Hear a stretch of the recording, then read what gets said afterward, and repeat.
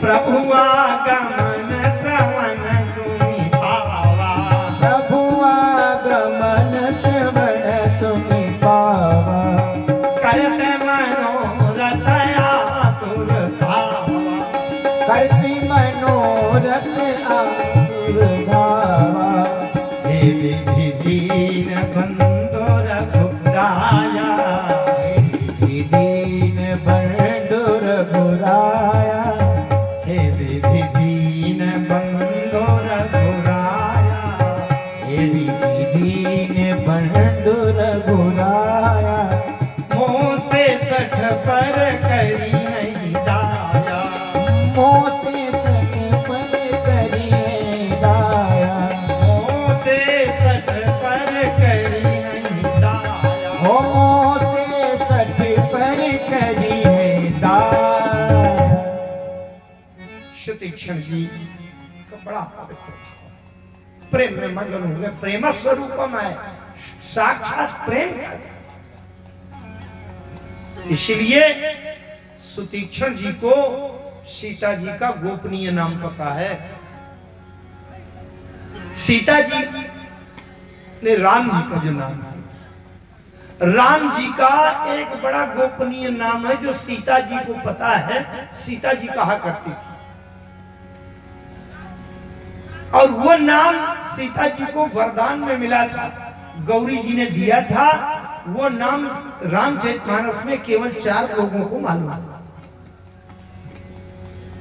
गौरी जी ने दिया था, मन जाहि रांचो मिले सोबर सहज सुंदर सांवरो करुणा निधान।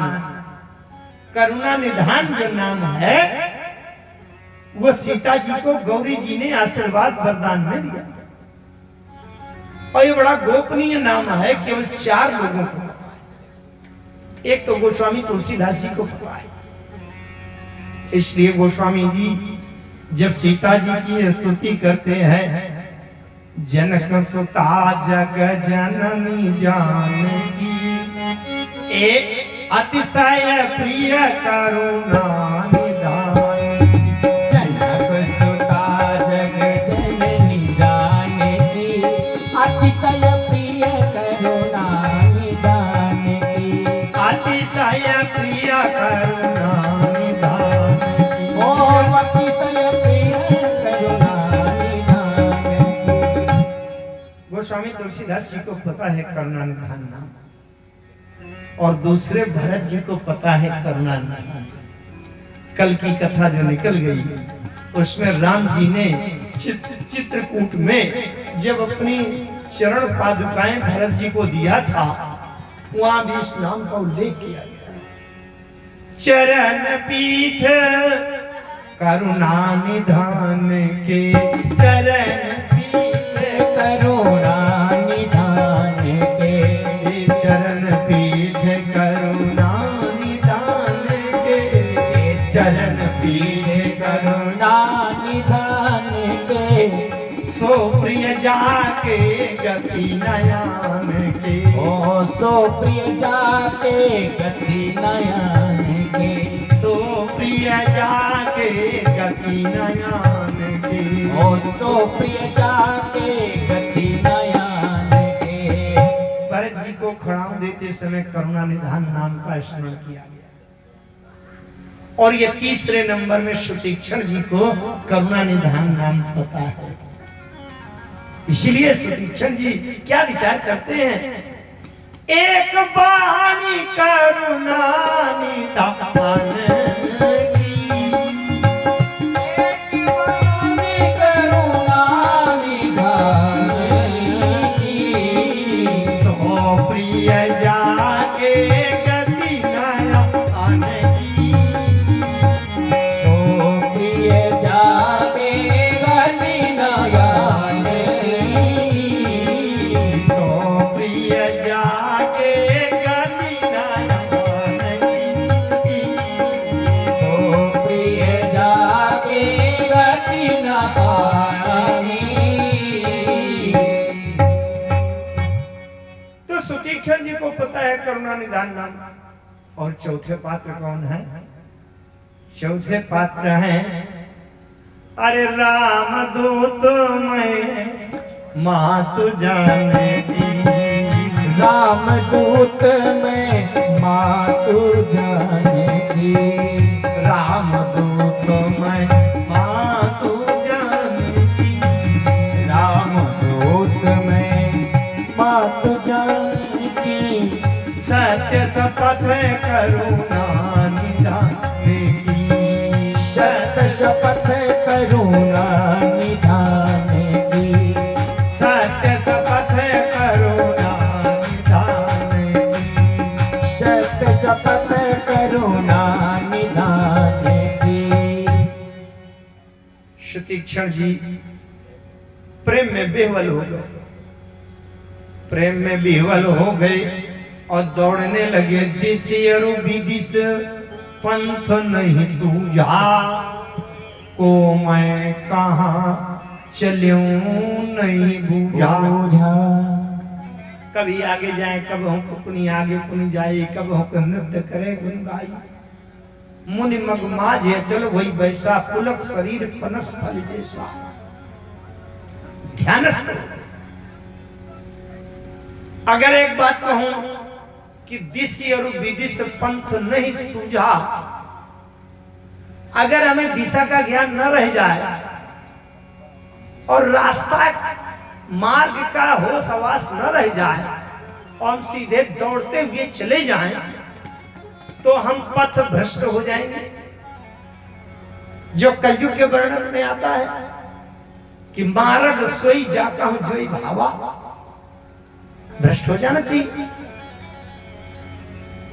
लेकिन जब व्यक्ति संशय के वन में भटकता है तब तो मार्ग भटक जाता है, लेकिन जब प्रेम की विह्वलता में व्यक्ति चलता है तो उसके लिए मार्ग पर चलना आवश्यक नहीं है, बल्कि शुद्ध विशुद्ध प्रेमी जिधर चल पड़ता है वही मार्ग बन जाता है, अपने आप वही मार्ग बन जाता है। तमाम उदाहरण आए हैं, मैं उदाहरणों को भी बीच में नहीं परोस पा रहा समय की दौड़ के कारण। अच्छा, आप जैसे मान लीजिए यहां से गोरखपुर जा रहे हैं और मार्ग भटक जाएं तो गोरखपुर नहीं मिलेगा, आप उल्टी दिशा में इधर चले जाएं दरभंगा की तरफ, तो गोरखपुर से और दूर हो जाएंगे। परंतु प्रेम की स्थिति में यात्री को नहीं चलना पड़ता, ध्यान से समझिएगा, बहुत तात्विक बात है। कर्म की स्थिति में तो पथिक को यात्री को चलना पड़ता है, जीव यात्री है, पथिक है। लेकिन अगर प्रेम की स्थिति आ जाए तो यात्री को नहीं चलना पड़ता, बल्कि वो जहां चलेगा अगर भटक जाएगा तो गोरखपुर अपने आप चल करके यात्री के पास आ जाए। मैं उदाहरण दे रहा हूं मानुष का, आप ध्यान से समझिएगा। जीव पथिक है, यात्री है, और परमात्मा उसका गंतव्य है। जीव चल करके यात्रा करते हुए ब्रह्म के तक चलने का ये साधन करता है।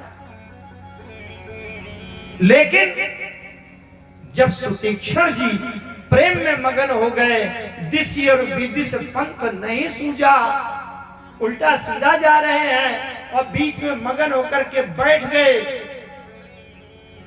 सुतीक्षण जीव और राम ब्रह्म। यद्यपि जीव राम के पास जाता है, पहुंचने का प्रयास करता है, लेकिन जब प्रेम में मगन होकर के जीव दिश और विदिश पंथ नहीं सूझा की स्थिति आ गई और बीच में स्थिर होकर बैठ गए, तब रघुनाथ निकट चलिया आए।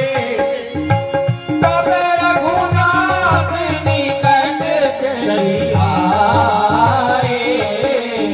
देखी दशा निज जन्म आए। ओ देखी दशा निज जन्म आए।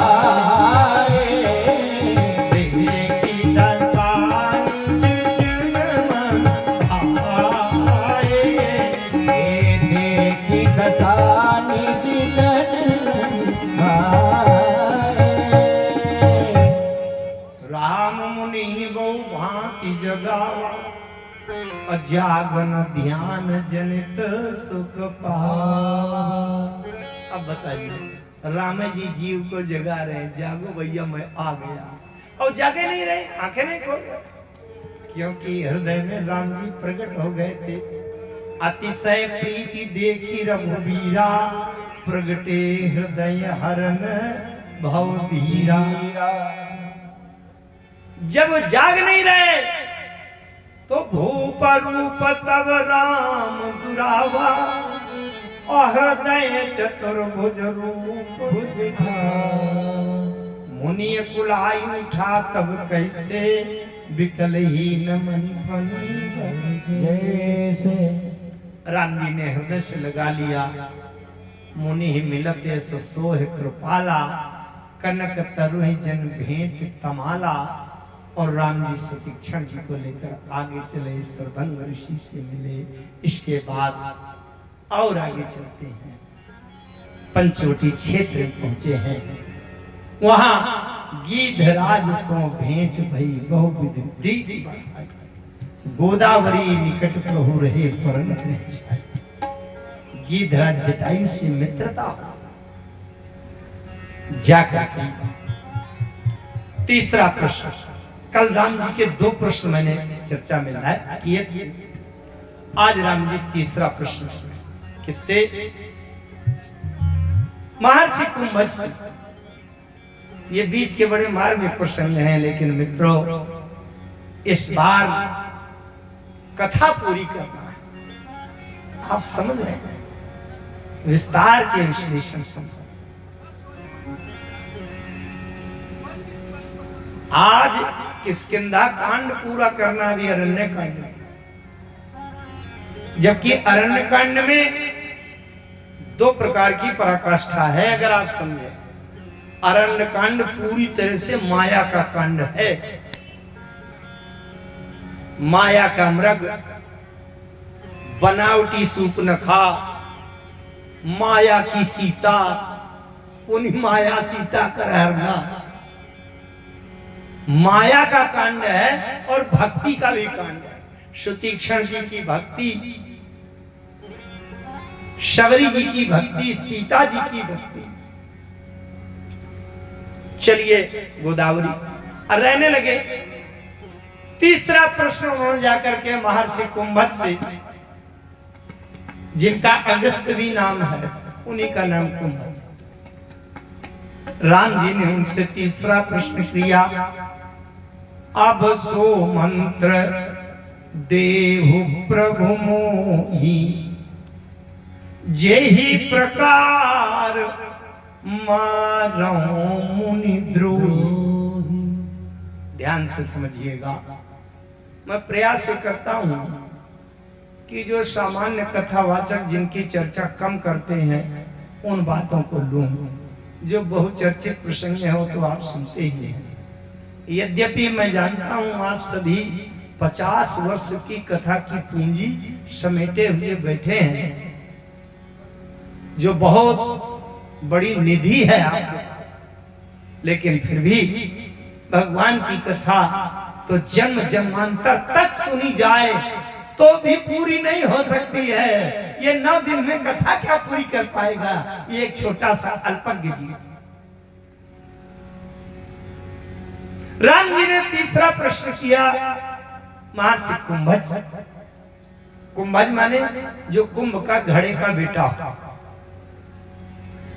तो उनसे प्रश्न किया, अब सो मंत्र द्रेहु प्रभु मोहि, और जे ही प्रकार मारो मुनि द्रोही। बहुत ध्यान से समझना, ये महर्षि कुंभज की परीक्षा ली जा रही है। अगर कोई अपने दुश्मन को मारने की युक्ति भी बता दे तो फिर वो संत किस बात का? संत तो वो है कि वो सबका हित चाहे, चाहे उसका कोई मित्र हो चाहे शत्रु हो, लेकिन किसी का अहित, किसी का विनाश न चाहे, वो संत है। राम जी ने पूछा, अब सो मंत्र देहु प्रभु, मंत्र माने सलाह है महर्षि, आप मुझे वो सलाह दीजिए, अब सो मंत्र देहु प्रभु मुहि अजय प्रकार मारो मुनि द्रोही। जिस प्रकार से मैं मुनि द्रोहियों का विनाश कर सकूं वो युक्ति बताई। अगर सुतीक्षण जी मुनि के द्रोहियों को मारने की युक्ति बता देते तो ये महर्षि कुंभज का संतत्व फिर कैसे रहता। बड़ी कठिन परीक्षा है। और तीसरा प्रश्न, महर्षि कुंभज ने सोचा, पहले तो राम जी की माया का वर्णन किया, उमर प्रविशाल तो माया फल ब्रह्मांड ने निकाया, और उसका जीव चराचर जंतु समाना भीतर विषय ने जाना ही आना ते तो फल भक्षक कठिन कराला तो भय डरक सदा सो काला। ये सब वर्णन किया। इसी तरह से सुनकर आगे बढ़ना पड़ेगा कहकर, नहीं इससे बड़ी व्याख्या है। लेकिन एक बात कही, अगर निशाचरों को मुनि द्रोहियों को मारने की युक्ति बता देते तो फिर कुंभज ऋषि का संतत्व क्या रह जाएगा। लेकिन मारने की युक्ति नहीं बताई, दया करने के लिए कहा, हाय प्रभु परम मनोहर ठाम पावन पंचवटी के हिता। हाय प्रभु परम मनोहर पावन पंचवटी के हिता। वास करो ताहाँ रघुकुल राया। वास करहु ताहाँ रघुकुल राया। कीजय सकल मुनिन पर दया। कीजय सकल मुनिन पर दया। कीजय सकल मुनिन पर दया। कीजय सकल मुनिन पर दया। अच्छा, किसी को मारने की युक्ति बताते तो संतत्व लक्षण स्वभाव खंडित हो जाता, लेकिन ऋषि मुनियों पर दया करने के लिए निवेदन कर रहे हैं, इसमें कौन सा दोष है। और कुंभज ऋषि का मतलब यह है कि आप ऋषि मुनियों पर दया करिए तो राक्षसों को मारने का कारण अपने आप ही मिल जाएगा। भगवान मैं क्यों बताऊं। अच्छा, ऋषि मुनियों पर दया करना भी कोई दोष है क्या। सूर्पनखा ने यही तो रावण से जाकर के कहा था कि मैंने देखा है अवध नृपति दशरथ के जाए पुरुष सिंह बन खेलन आए। समुझ परी मोहि उनके करनी रहित निशाचर करी है धरनी। और जिन कर पूज बल पाई दशानन अव भय भय विचरहि मुनि कानन।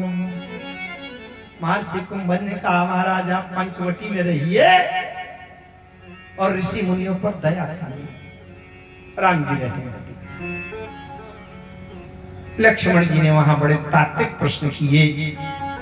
एक बार प्रभु सुख आसीना लक्ष्मण वचन कहे छलीना। कहाउ ज्ञान विराग और माया, कहाउ सो भगति करहु जय जाया। ईश्वर जीवहि भेद प्रभु सकल कहाउ समझाई। जाते हुई चरण रति शोक मोह भ्रम जाई। राम जी ने पूरा माया का, ज्ञान का, वैराग्य का, भक्ति का निरूपण किया। मैं रूमोर तोर पे माया जे दस्तीने जीव निकाया। गो गोचर जहां लगी मन जाई, सो सब माया जाने हो भाई। माया दो प्रकार की होती है, तेकर भेद सुनाओ तो सो विद्या फिर अविद्या दो। एक दुष्ट अतिशय दुख रूपा जा बस की ऊपर। सब कुछ ज्ञान का, वैराग्य का वर्णन किया, भक्ति का वर्णन किया। और ये सत्संग सभा जैसे पूरी हुई वैसे सूचना खाए आ गई। अच्छा, जैसे कभी अच्छा सत्संग हो तो सत्संग के बाद में कोई संत महात्मा सिद्ध पुरुष देवता भगवान आना चाहिए सत्संग के बाद। और राम जी जैसा सत्संग सुनाने वाला, लक्ष्मण जी जैसा सुनने वाला, और जैसे राम जी के द्वारा किया गया उपदेश सत्संग तत्व प्रसंग पूरा हुआ, वैसे एकदम सूप न खा। अब बताओ सत्संग का परिणाम यह हुआ कि सूर्पनखा आ गई। क्यों आई? इसलिए आई भैया, सत्संग एक शिक्षा है और सूर्पनखा का आना एक परीक्षा है। अब सत्संग तुम्हारे हृदय में बैठा कि नहीं, अब माया आ गई है तो अब उससे कैसे निपटोगे, ये तुमने सत्संग से सीखा कुछ कि नहीं, इसलिए ये परीक्षा की जाए। त्रैलोक के सुंदरी बन करके आई। सूर्पनखा रावण कर बहिनी, सूर्पनखा रावण के बहिनी, दुष्ट हृदय दारुण जस आई, दुष्ट हृदय दारुण जस आई, दुष्ट हृदय दारुण जस आई, दुष्ट हृदय दारुण जस आई। वैसे शास्त्र के अनुसार परिचय देने की परंपरा है कि या तो किसी के पिता के माध्यम से उसके पिता का नाम लेकर परिचय दिया जाए, अगर छोटी बिटिया कन्या है, विवाहिता है तो उसके पति का नाम लेकर परिचय दिया जाए, और वृद्ध है तो उसके पुत्र का नाम लेकर परिचय दिया जाए। यही परिचय दिया गया है, चाहे पार्वती जी का हो, जय जय गिरवर राज किशोरी हिमालय की पुत्री, जय महेश मुखचंद्र कोरी शंकर जी की प्रिया, और जय गजबरन खड़ानंद माता गणेश जी खड़ानंद जी की माता। ये शास्त्र सुना। सीता जी के लिए जनक सुता, जग जननी, जानकी, अतिशय प्रिय, करुणानिधि, तीनों का उल्लेख किया। लेकिन दो पात्रों का परिचय बहिनी के रूप में दिया गया। मानस में दो पात्रों का परिचय। सूर्पनखा का परिचय उसके पिता के माध्यम से दिया जा सकता था कि विश्रवा की बिटिया आ गई, अथवा विद्युत जिह्वा की पत्नी आ गई, ये कहा जा सकता। लेकिन बहिनी के रूप में परिचय दिया गया। तो एक तो सूर्पनखा का परिचय बहिनी के रूप में दिया गया है, सूर्पनखा रावण के बहिनी, और एक दूसरा परिचय और है, उर्मिला जी का परिचय बहिनी के रूप में दिया गया है। जानकी लघु भागिनी सकल सुंदरी शिरोमणि जानी, जानकी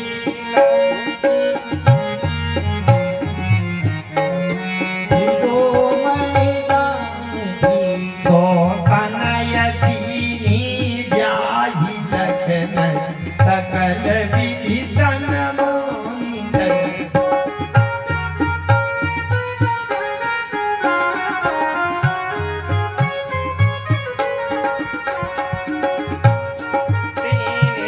ब्याही लखन सकल विधि सनमानी। अच्छा, एक बात बताऊं मैं, सूर्पनखा विवाह का प्रस्ताव लेकर के आए। अगर आपके यहाँ कोई बिटिया का पिता आपके बेटे के लिए विवाह का प्रस्ताव लेकर के आवे,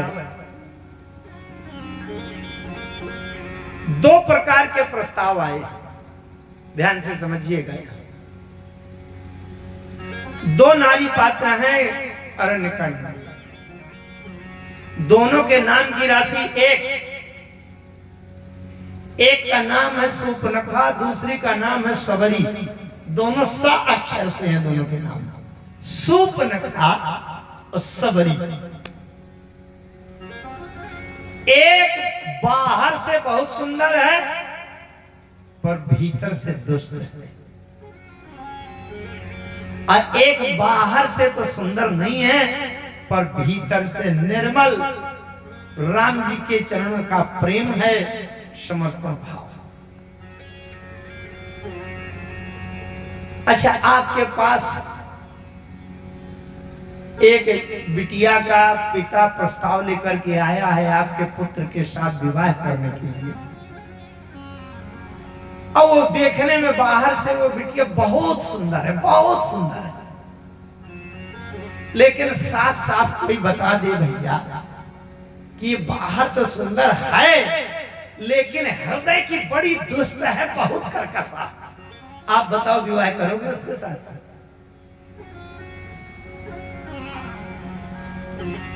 ये सूर्पनखा बाहर से बहुत सुंदर है, लेकिन पूज्यपाद गोस्वामी जी महाराज बता रहे हैं ये तो दुष्ट हृदय, हृदय की दुष्ट है, दारुण जैसी यही यश के लिए नागिन की तरह है, बड़ी भयंकर। रुचिर रूप धरी प्रभु कहीं जाई, रुचिर रूप धरी प्रभु कहीं जाई, बोली बचन बहुत मुस्काई, बोली बचन बहुत मुस्काई, तुम सब पुरुष नमो समनारी, तुम सब पुरुष नमो समनारी, यह संयोग विधि रचे विचारी, यह संयोग विधि रचे विचारी, यह संयोग विधि रचे विचारी, यह संयोग विधि रचे विचारी। राम जी ने सीता जी की ओर देखा, सीते ही चिते ही प्रभु बाता, आहे कुमार मोर लघु भ्राता। राम जी ने सीता जी की ओर इसलिए देखा कि जब संसार की कोई स्त्री बहुत सुंदर सुसज्जित होकर के आ जाए तो अगर अपना चरित्र बचाना चाहते हो तो अपनी पत्नी की ओर देखना, उसकी ओर देखना भी नहीं, तब आपका आचरण चरित्र पवित्र शुद्ध बचेगा, और नहीं तो संसार की सुंदरता में फंस जाओ। लक्ष्मण जी की तरफ गई तो लक्ष्मण जी ने सीते, लक्ष्मण जी ने प्रभु बिलो की बोले मृदुवाणी, राम जी की ओर देखा। चलिए सांकेतिक कथा कहना है, अंत में लक्ष्मण जी ने नाक कान काट लिया। क्यों काट लिया इसका भी बहुत सार गर्भित बरबे रामायण में आता है। नाक कान, नाक माने होता है स्वर्गादि उच्च लोक, और कान माने होता है श्रुति माने वेद की मर्यादा और उसकी इज्जत प्रतिष्ठा। शूर्पणखा नाक कान बिन भई विकरारा, वो खरदूषण के पास गई। खरदूषण 14,000 सेना लेकर त्रिशरा आए, राम जी के ऊपर आक्रमण किया। देवता घबराने लगे। राम जी ने लक्ष्मण जी को सीता जी के लिए गिरिकंदरा के अंदर ले जाकर के और सावधान होकर सुरक्षित रहने की बात कही। 14,000 राक्षसी सेना, खरदूषण त्रिशरा, राम जी अकेले। गोस्वामी जी लिखते हैं सुर डरत 14 साहस प्रीत दिलो कि एक अवध धनुष,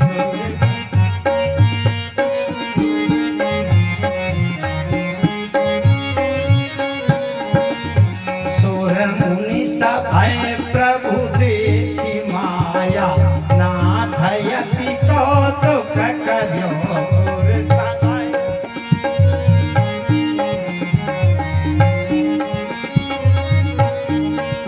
देखहि परस्पर राम करि संग्राम, रिपु दल लरि मर्यो देखहि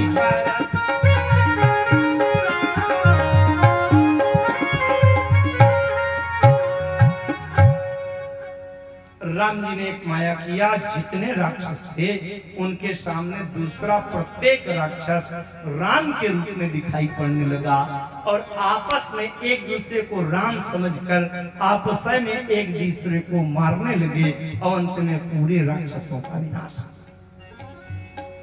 धुआं देखी खरदूषण तेरा, ओ धुआं देखी खरदूषण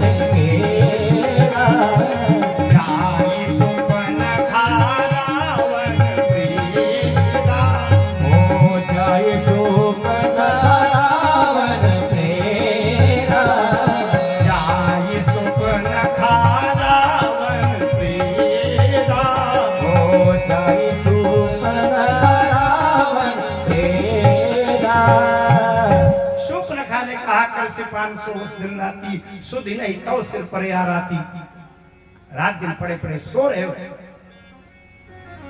रावण ने देखा शूर्पणखा के नाक कान कटे थे, ये किसने किया? शूर्पणखा ने कहा जिसने किया अवध नृपत बल खेलन आए पुरुष सिंह आए, दशरथ के जाए पुरुष सिंह बन खेलन आए। तो तासु अनुज काटे श्रुति नासा, जिनका राम नाम है उसके छोटे भाई ने नाक कान काट दिए मेरे। रावण ने कहा जिस समय नाक कान काट रहे थे उस समय मेरा परिचय नहीं बताया था? जैसे कोई मोटरसाइकिल से जा रहा हो और ट्रैफिक वाले चालान करने लगे, अब आपके मामा डीजीपी हैं, मंत्री हैं, तो बाद में वो कहेंगे कि अच्छा तो जिस समय चालान कर रहा था उस समय बता ना देते कि मैं डीजीपी महोदय का भांजा हूं? बता देना चाहिए था, चालान ना होता तुम्हारा। रावण ने कहा जिस समय नाक कान काट रहा था उस समय मेरा नाम बता ना देती? शूर्पणखा ने कहा बताया था। बोले फिर? अरे बोले तब तो खराब हुआ। क्या हुआ?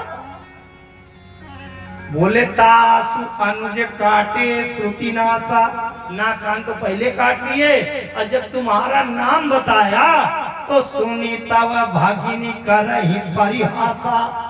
जब मैंने बताया कि मैं रावण की बहिनी हूं तो ठहाका लगाकर हा हा हा और हंसी उड़ाने लगे। वो तो और खराब हालत हो गई। अरे तो रावण ने कहा मेरे मौसेरे भाई मेरे समान बलवान खरदूषा वहीं रहते हैं, उनकी चौकी वहीं बनी है, तो जाकर उनसे बता ना देती? शूर्पणखा ने कहा गई थी, बताया था। तो रावण ने कहा तो क्या उन्होंने सहायता नहीं की क्या तुम्हारी? अरे बोले नहीं, सहायता के लिए बेचारे आए, सुन खरदूषण लगे पुकारा, अच्छा न सकल कटा कहूं न मारा। बेचारे गए, एक और क्षण नहीं लगा, सबका खरदूषण तीसरा और 14,000 राक्षस तुरंत एक पल में पूरा नाश। खरदूषण त्रिशिरा कर घाता, सुनि 10 शीस जरे सब गाता। खरदूषण मौसम बदलता, खरदूषण मौसम बदलता, नहीं को मारई होती नहीं कुमारई बिनु भगवंता, नहीं को मारई भगवंता, नहीं कुमारई बिनु भगवंता। रावण केवल इतने भर से जान गया कि खरदूषणों को मारने वाला सृष्टि में भगवान के अलावा कोई नहीं हो सकता। अच्छा रावण जान गया कि राम जी भगवान है, तो रावण से कहा गया जब तुम जान गए हो कि ये भगवान है तो भगवान का भजन करो। रावण कहता है जान तो गया हूं कि भगवान है, होई भजन न तामस देहा, होई भजन ना तामस देहा, मन क्रम वचन मंत्र दृढ़हा, महाक्रम वचन मंत्र दृढ़हा, होई भजन न तामस, होई भजन ना तामस देहा, होई भजन ना तामस देहा। राम कथा से अगर किसी तत्व का ज्ञान हो जाए, हम जान जाएं कि इसके बिना हमारा कल्याण नहीं है, राम जी में समर्पण किए बिना कल्याण नहीं है, जान गए और जानने के बाद भी अगर न माने तो हम भी रावण हैं। रावण जान गया कि राम जी भगवान हैं। अब भगवान को जानने का परिणाम क्या होना चाहिए कि राम का भजन करना चाहिए, लेकिन रावण कहता है भजन नहीं करें। अगर हमारे अंदर भी ये लक्षण है तो हम भी रावण हैं। मारीच के पास गया रावण और मारीच से कहा तुम सोने के मृग बनो, हो कपट मृग तुम छलकारी। मारीच ने बहुत समझाया, क्योंकि एक बार मारीच को बिना फर का बाण लगा था राम जी का। मुनि मख राखन गयो कुमारा, बिनु फर सर रघुपति मुहि मारा। असत योजन आयो छन माही, तिन सन बैर किए भल नाही। जो नरतात तदपि अति सुगा, तीन ही विरोध न पाई। रावण ने जब क्रोध किया, मूर्ख कहीं के गुरुजी मूड कर से मंबोधा, वो समझ गया कि दुष्ट मार डालेगा। वो कपट मृग बनकर के गया, सोने का मृग दिखाई पड़ा। राम जी ने वहां बीच में एक योजना बनाई, सीता जी को अग्नि में वास कराया। अग्नि में वास क्यों कराया, इसमें भी बड़े रहस्य हैं। लेकिन राम जी ने कहा जब ललित नरलीला निशाचरों का नाश करना है तो सीता जी अग्नि में प्रवेश कर जाती हैं। निज प्रतिबिंब राखे कहा सीता, और वहां सोने का मृग बनकर के मारीच गया। राम जी मारीच को मारने के लिए गए। क्यों गए, वहां पर गोस्वामी जी ने लिखा है, यद्यपि प्रभु जानत सब कारण।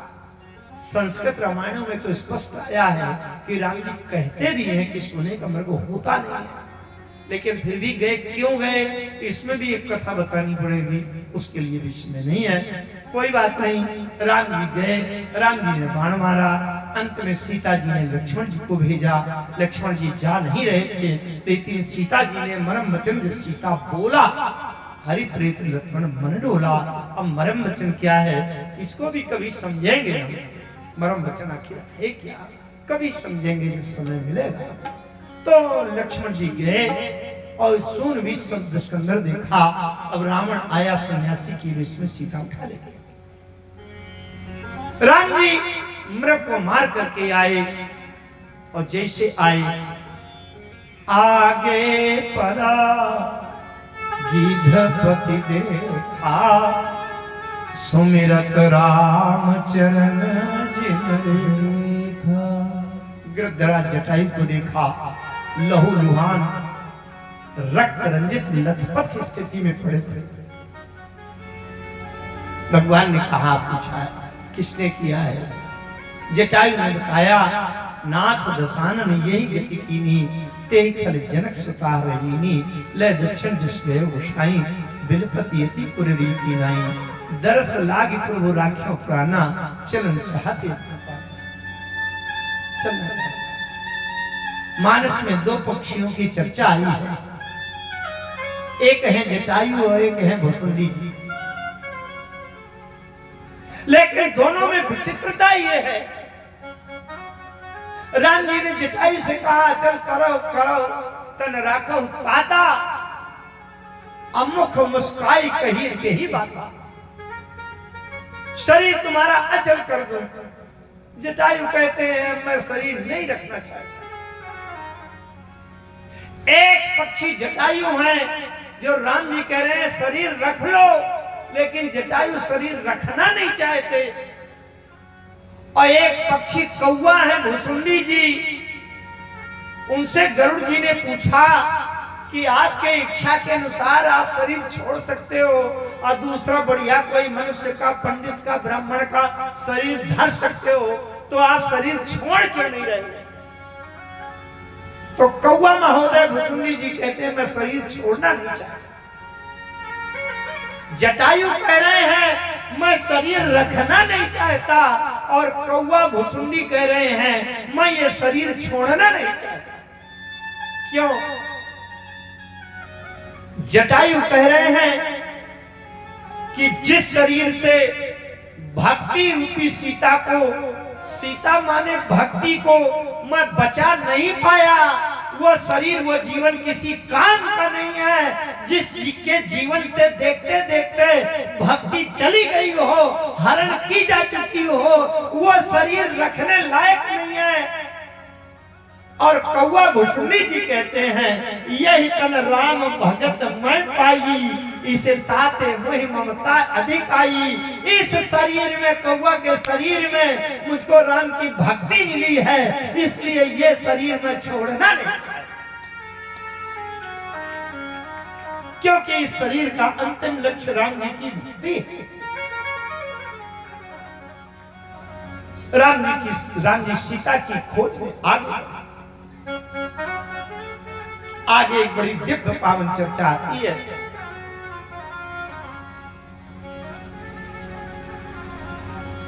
और वो चर्चा शबरी जी की है।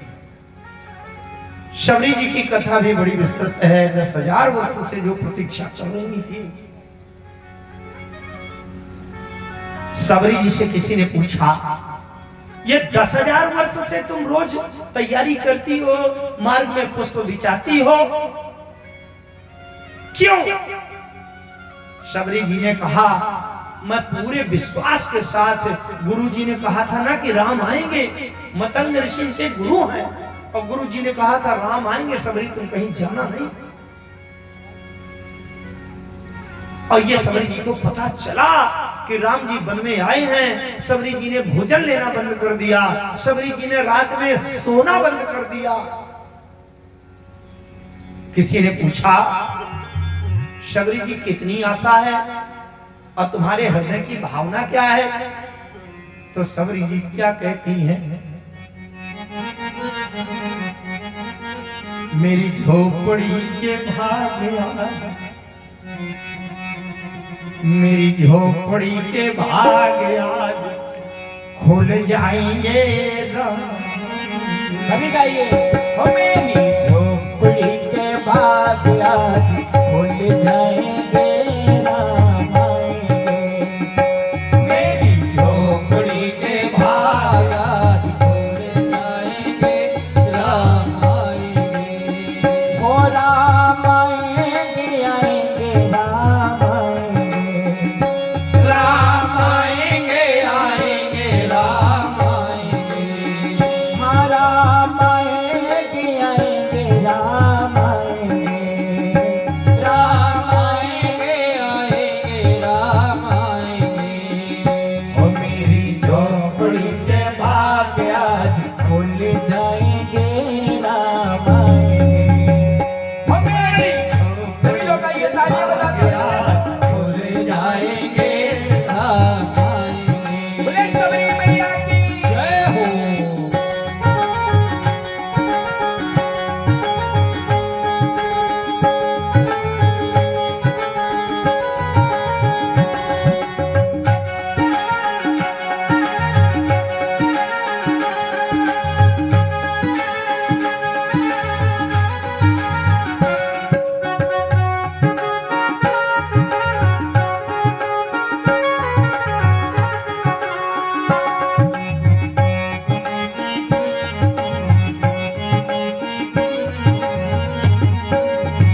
हो राम आएंगे तो अंगना सजाऊंगी, राम आएंगे तो अंगना सजाऊंगी।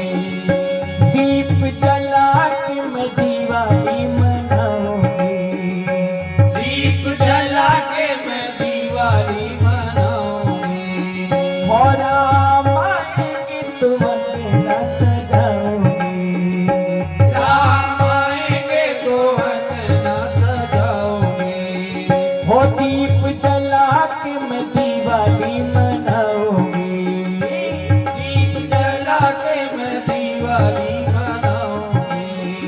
ओ मेरे जन्मों के सारे पाप मिट जाएंगे राम आएंगे। मेरे जन्मों के सारे पाप मिट जाएंगे राम आएंगे। हो राम आएंगे, आएंगे राम आएंगे, राम आएंगे, आएंगे राम आएंगे। हो मेरी झोपड़ी के भाग आज खुल जाएंगे राम आएंगे।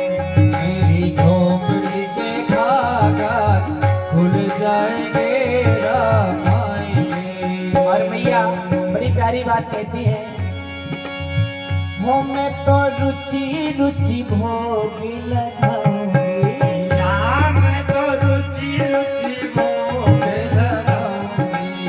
अरे खट्टे मीठे पेड़ राम को खिलाऊंगी, खट्टे मीठे पेड़ राम को खिलाऊंगी। हो मैं तो रुचि रुचि भोग लगाऊंगी, मैं तो रुचि रुचि भोग लगाऊंगी।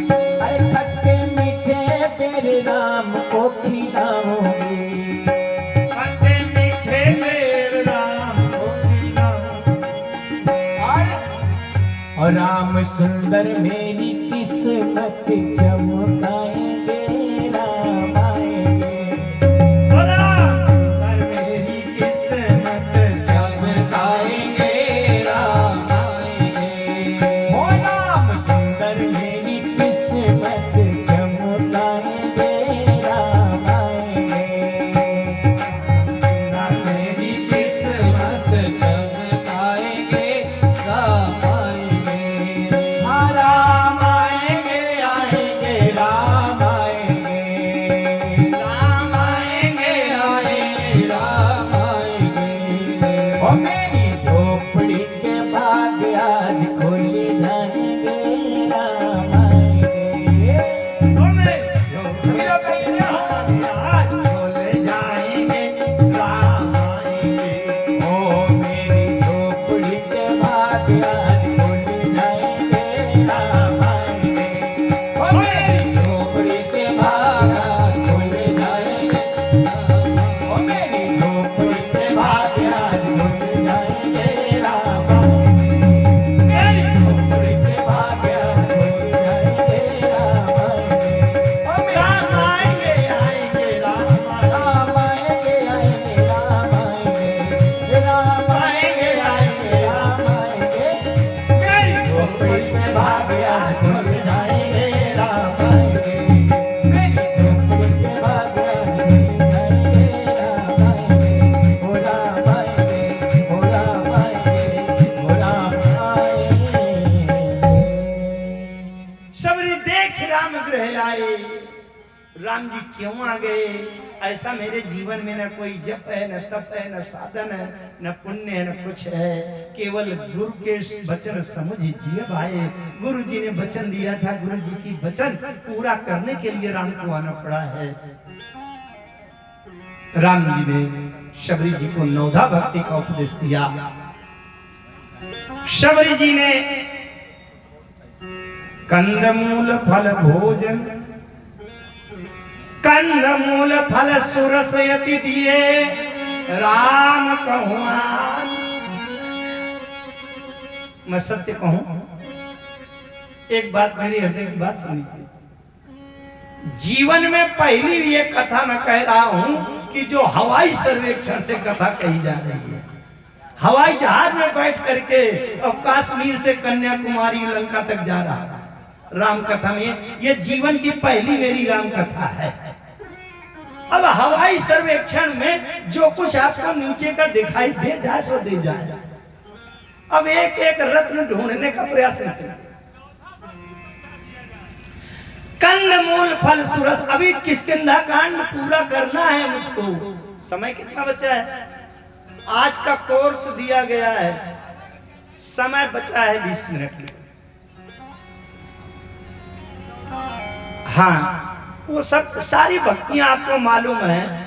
प्रथम भगत संतन कर संगा, दूसरा रत्नम कथा प्रसंगा, गुरुपद पंगत सेवा, तीसरा भगदे मान, चौथी भगत इमम गुणगन करक करपट प्रतिगान, मंत्र जाप मम दृढ़ विश्वासा, पंचम भजन। ये सब चौपाइयां सबको आती हैं और चौपाइयां ही पढ़नी है तो रामचरितमानस खोलें और पढ़ें, उसमें कोई बड़ी बात नहीं। विशेषता तो तब होती है जब व्याख्या के लिए समय हो। बस एक शब्द आप समझेंगे तो उसमें सबरी जी का पूरा रस आपको आ जाएगा। अब वो शब्द समझे। कंदमूल फल सुरसेयति, ऋषि मुनि भी कंदमूल फल देते थे। आप रामायण पढ़िए, कंदमूल फल दिए सुहाए, सिय सौमित्र राम फल खाए। सब जगह ऋषि मुनि कंदमूल फल देते थे और सबरी जी ने जो कंदमूल फल दिया, अब इसका विनय पत्रिका में भाव आया है, उसको भी जोड़ते, लेकिन सारी व्यवस्थाएं मुझको खींच। सबरी जी के कंदमूल फल में एक विशेष शब्द लगा, कंदमूल फल सुरस आती।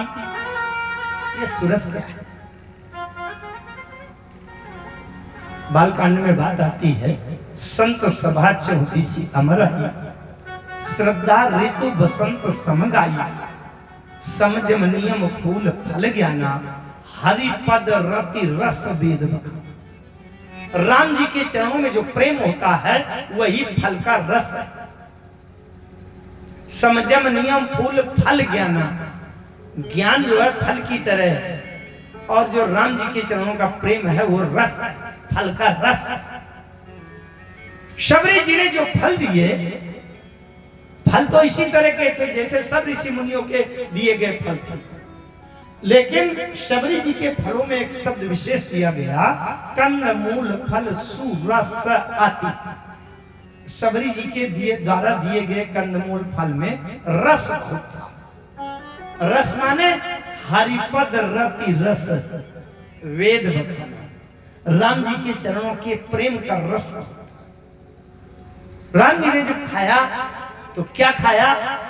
कंदमूल फल सुरसयति, दिए राम कहुआन, प्रेम सहित प्रभु खाए। राम जी ने क्या खाया? फल तो खाया, लेकिन फल के साथ में प्रेम खा लिया। सबरी जी के फल में जो सुरस, राम जी के चरणों का पवित्र प्रेम था, राम जी ने वो प्रेम को ग्रहण कर लिया, स्वीकार किया। बारंबार बखान, बारंबार बखान। किसका बखान किया? शबरी जी के हृदय के प्रेम। राम जी ने नवधा भक्ति का उपदेश दिया। इसके बाद चौथा प्रश्न राम जी का, जनक सुता काई सुधी भामिनी, जनक सुता काई सुधी भामिनी, जाना ही कहो करी बर गामिनी, जाना ही कहो करी बरी बरनी, जाना ही कहो करी बर गामिनी, जाना ही कहो करी बरनी।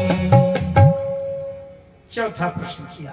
राम जी ने किसी ऋषि मुनि से नहीं पूछा कि सीता कहाँ मिलेगी, लेकिन सबरी जी से पूछा, क्योंकि भक्ति की रूप है, भक्ति की स्वरूपा है शबरी जी। सीता भक्ति का पता सबरी बताई। पंपा सरहि जाहु रघुराई, ओ पंपा सरहि जाहु रघुराई,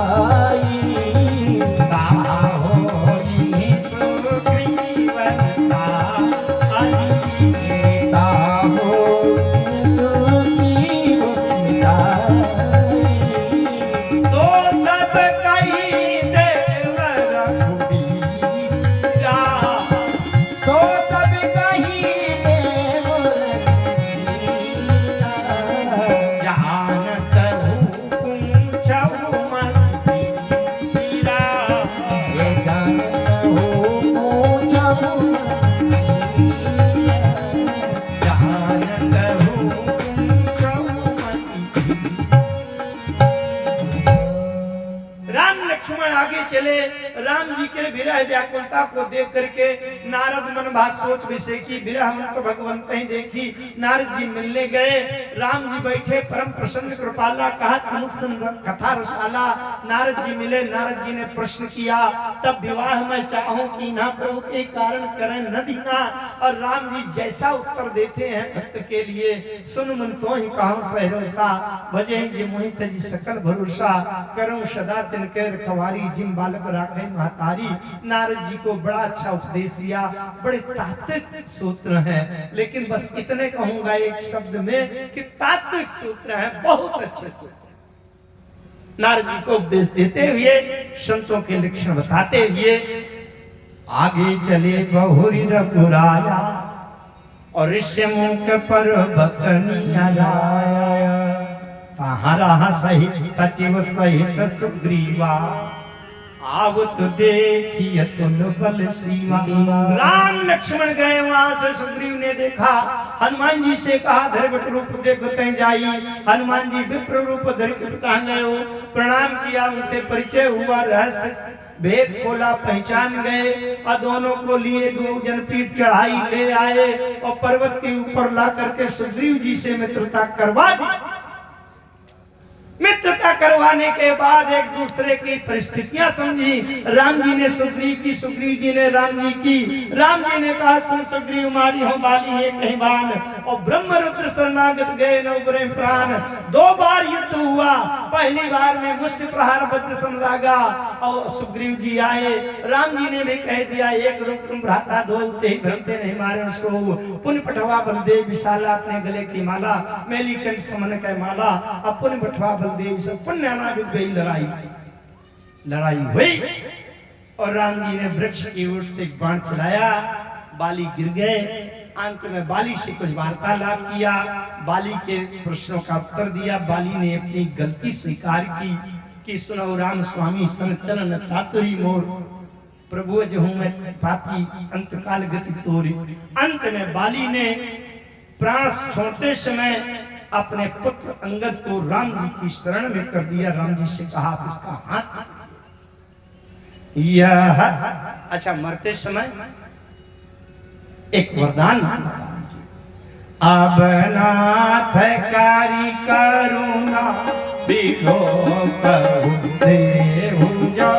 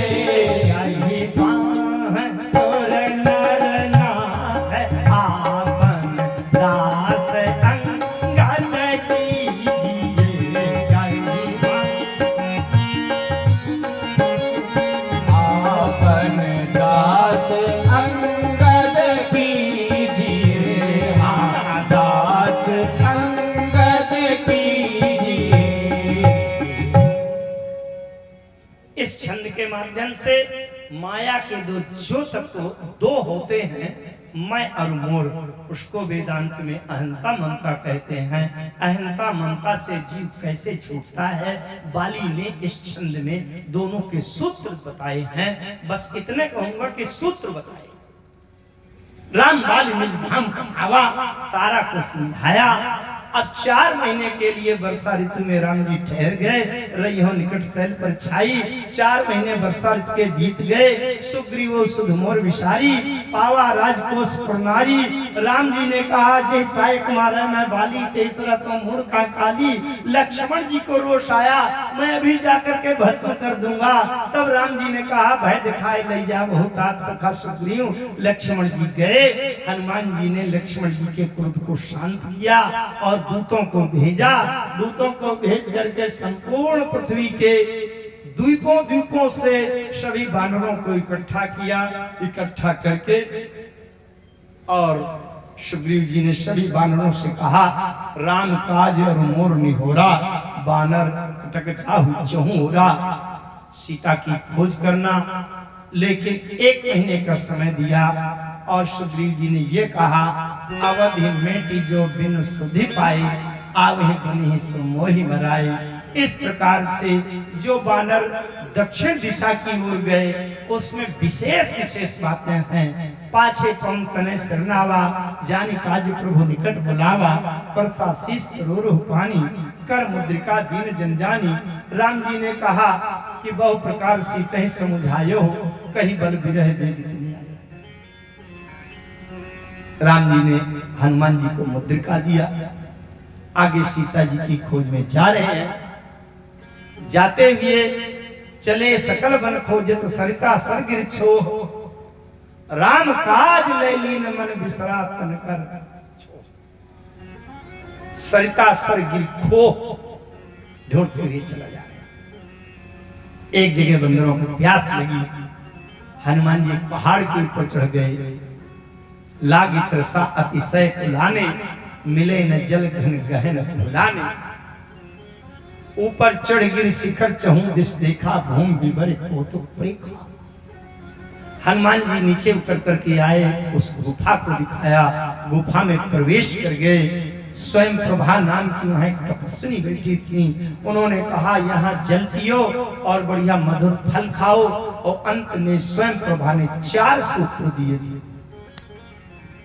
आज भी मैं कहता हूं युग से कोई मतलब नहीं। 4 बातों को अगर हम अपने जीवन में धारण करें, अच्छा धारण करने का मतलब आदत बना ले।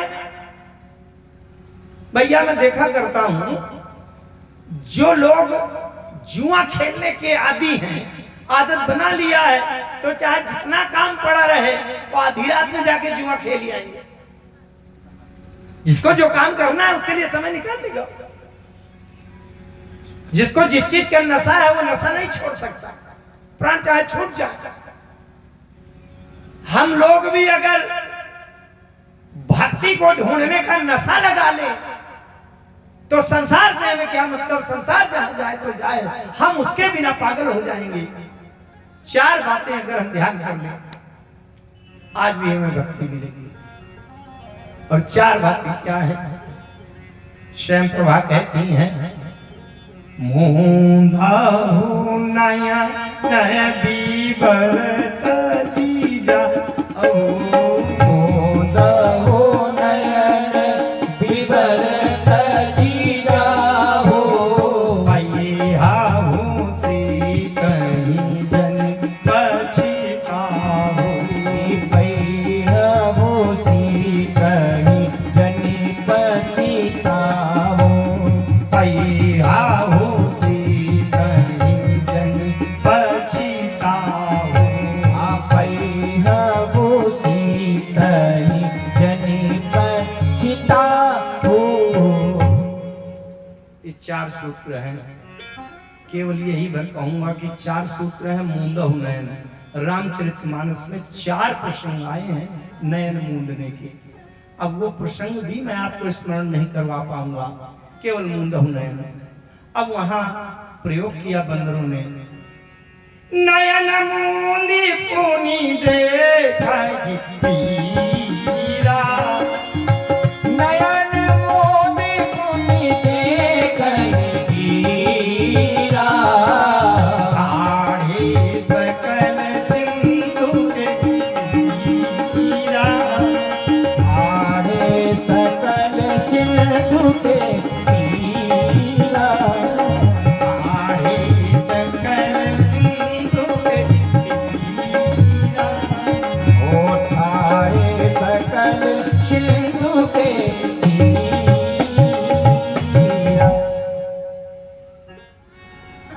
नयन मूंदी 4 प्रसंग आए हैं। लेकिन यहाँ बंदरों ने आंख बंद किया, तुरंत खोला तो समुद्र के किनारे। पूरे बंदरों में केवल एक बंदर ऐसा है कि जिसने आंख बंद किया सो किया, फिर नहीं खोला उसने। आंख बंद करने का मतलब क्या है? आंख बंद करने का मतलब, आंख अगर आप खोलोगे संसार में तो संसार दिखाई पड़ेगा। आपको तमाम रिश्तेदारियों के शादी विवाह, मरना जीना, अस्पताल, एक्सीडेंट, कोई साथी आपका चुनाव लड़ रहा है तो किसी की हार, किसी की जीत, किसी का आना, किसी का जाना दिखाई पड़ेगा। कहते हैं अगर भक्ति की सीता पाना है तो संसार से आंख बंद करो कि कौन मरा कौन जिया, हमें संसार से कोई मतलब नहीं, हमें तो राम चाहिए, हमें तो सीता चाहिए। कोई जीता चाहे हारे, समझ रहे? एक पात्र ऐसा है इतने बंदरों की सेना में कि जिसने आंख बंद किया सो किया। जानते हैं वो पात्र कौन है? हनुमान जी महाराज। जो हनुमान जी बंदरों के प्यास लगने पर चिंतित हो गए और जल ढूंढ करके पिलाया और फल खिलाया, और उन हनुमान जी ने आंख बंद किया सो किया। समुद्र के किनारे बंदर आ गए और संपाति महोदय निकल कर देख रहे हैं। संपाति जी ने कहा सबको खा जाऊंगा, आज उस सुबह का भक्षण करूंगा। बंदर सब घबरा गए कि मर गए, अब हमारा सत्य हम जानना।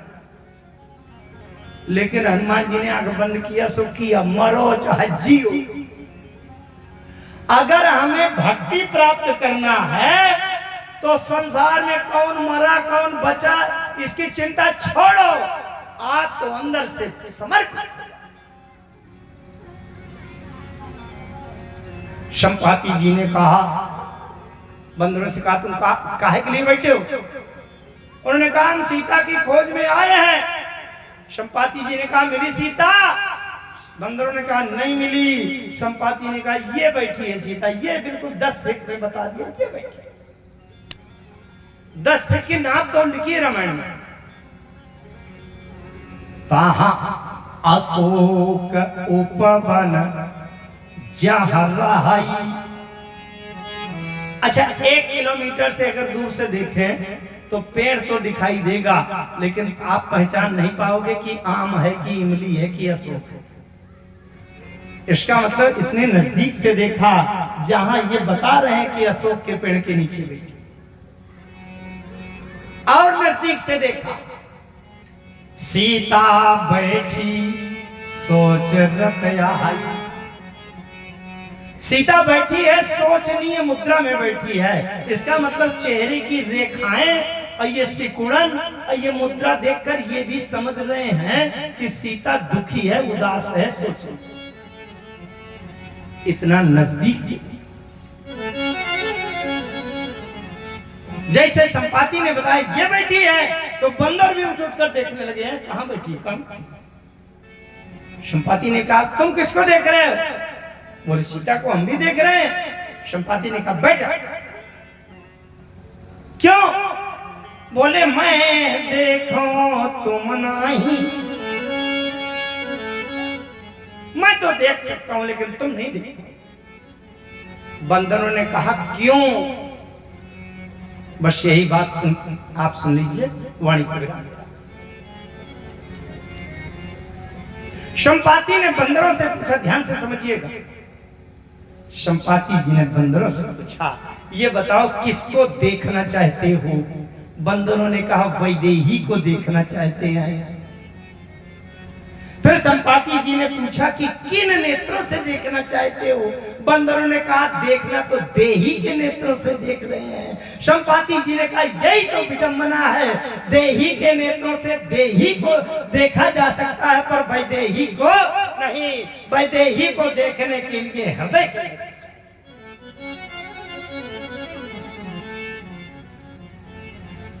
और संपाति जी ने कहा मेरा देहाभिमान दूर हो चुका है, चंद्रमा मुनि ने छुड़ा दिया था। चंद्रमा मुनि एक नाम चंद्रमा वही लागी दया देखे मोही, विरुद्ध बात देह ज्ञान सिखावा देह जल कर। आगे समुद्र का पार करने की बात आई। संपाति जी ने कहा जो ना गए जोजन सागर करे सुराम काज मती आगर। और वहां प्रतियोगिता रखी गई, कौन जा सकता है? कोई जा सकने में सक्षम नहीं था। निज निज बल सब काहू भाखा, पार जाई वहां संशय रखा। अंगद कहा जाऊं मैं पारा, जिये संशय कुछ फिरती बारा। जामवंत जी ने हनुमान जी को प्रेरित किया। जामवंत ने कहा कि का चुप साधी रहा भगवाना, हनुमान जी को जागृत किया। कैसे किया? बड़ी बातें हैं। हनुमान जी ने कहा लीला लाघव जगत सहित साय रावण मारी आन यहाँ तो पारी। जामवंत जी से कहा ये बताइए क्या क्या करना है? जामवंत जी ने कहा कि आप तो जाओ सीते ही देख कहा सुधी आई। तब प्रभु भुजबल राजीव नैना कौतुक लाग संग कपिसेन कपिसेन संग संहारी निश्चर राम सीतैया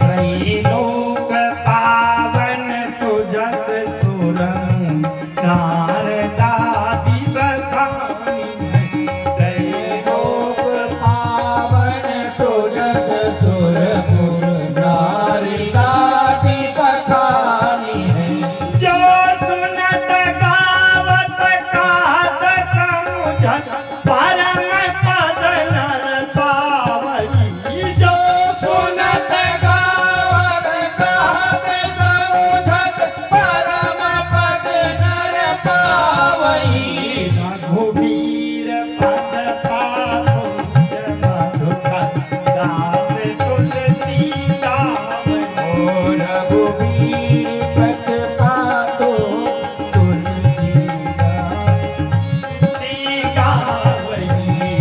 दास तुलसी गावई दास तुलसी गावई।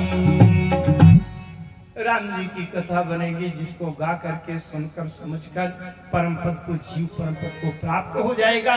गोस्वामी तुलसीदास जी कह रहे हैं इसी आशा के साथ ये तुलसी गा रहा है और गोस्वामी जी के शब्दों के सहारे से ये अल्पज्ञ अज्ञानी दीनहीन जीव राम गोपाल तिवारी भी इसी आशा के साथ गा रहा है कि राम जी की कथा गाते गाते एक न एक दिन राम जी की कृपा अवश्य होगी और ये परम पद को प्राप्त करेगा। ये पूरे विश्वास के साथ ये राम गोपाल तिवारी भी गाएगा।